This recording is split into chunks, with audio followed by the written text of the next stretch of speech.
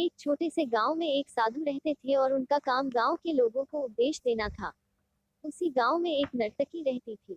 उसका काम लोगों के सामने नाचकर गांव के लोगों का मन बहलाना था।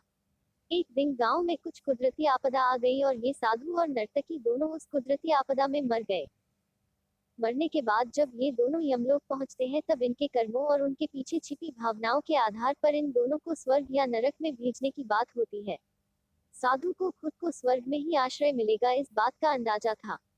दूसरी तरफ नर्तकी के दिमाग में ऐसा कुछ भी नहीं था, उसे तो सिर्फ फैसले का इंतजार था। तभी घोषणा होती है कि नर्तकी को स्वर्ग दिया जाता है और साधु को नरक। इस फैसले को सुनते ही साधु यमराज पर बहुत चिल्लाते हैं और उनसे क्रोधित होकर पूछते हैं कि यह कैसा न्याय है महाराज।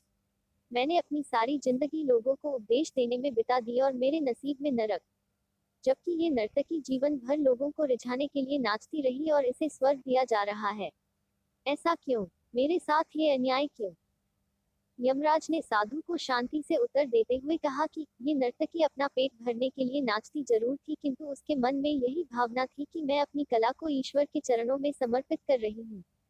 जबकि तुम लोगों को उपदेश देते हुए भी यह सोचते थे कि काश तुम्हें भी नर्तकी का नाच देखने को मिल जाए।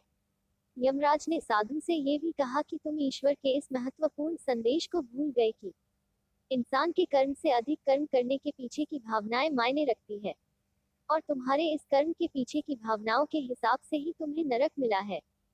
इस कहानी से हमें यही सीख मिलती है कि हम चाहे कोई भी काम करें पर हमारी उस काम करने के पीछे की नीयत साफ होनी चाहिए। अगर हमारी नीयत साफ नहीं होती है तो हमें दिखने में भले लगने वाले काम भी पुण्य की जगह पर पाप का ही भागी बना देते हैं।